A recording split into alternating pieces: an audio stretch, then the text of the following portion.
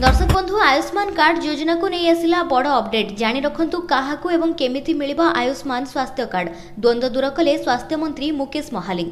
आयुष्मान योजना को नहीं बड़ द्वंद्व दूर करा जायछि। केमिति फायदा पाइबे हिताधिकारी आयुष्मान कार्ड को केमिति उपयोग करिवे से नहीं सविशेष सूचना दैछन्ति स्वास्थ्य मंत्री। ओडिशार 1 कोटी 3 लाख परिवार रे मोट 3 कोटी 50 लाख लोक एही योजनारु उपकृत हेबे। जो माने जातीय खाद्य सुरक्षा योजना, राज्य खाद्य सुरक्षा योजना, नवीन कार्ड, राशन कार्ड एवं अंतर्दय योजनार हिताधिकारी होइथिबे से माने पाई परिबे आयुष्मान योजनार लाभ।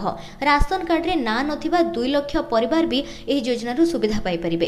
तबे दर्शक बंधु चलंतु जानि नेबा आपण माने किभଳି भाबरे एही कार्ड टिकु पाई परिबे एवं आपण माने एथि पई योग्य कि नुहे। चलंतु संपूर्ण अपडेट जानि नेबा हमर ही वीडियो माध्यम रे। तबे ता पूर्वरु हमर ए वीडियो टिकु लाइक करंतु, चैनल को सब्सक्राइब करी ऑल नोटिफिकेशन को सिलेक्ट करी रखंतु जहा फଳରେ प्रत्येकटी लेटेस्ट अपडेट सर्वप्रथमे देखि परिबे।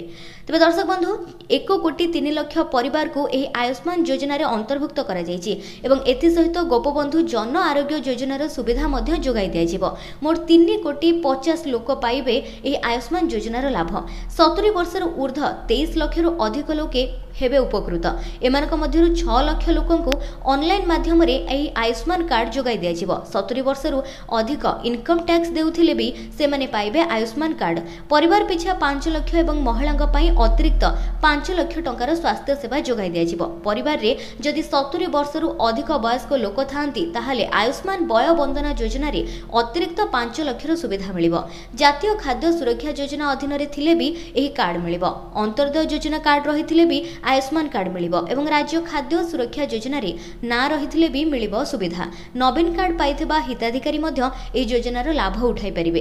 राशन कार्ड रे ना नथिबा 2 लाख परिवार भी एही योजनार सुविधा पाइबे। तबे घर को घर बुली कार्ड देबे आशा दीदी। योजनार परिसरभुक्त होई कार्ड नथिले भी आधार नंबर देले एही सुविधा मिलिबो किंबा पुराना बीएसकेवाई कार्ड देखाई देले भी हॉस्पिटल रे चिकित्सार सुविधा मिलिबो।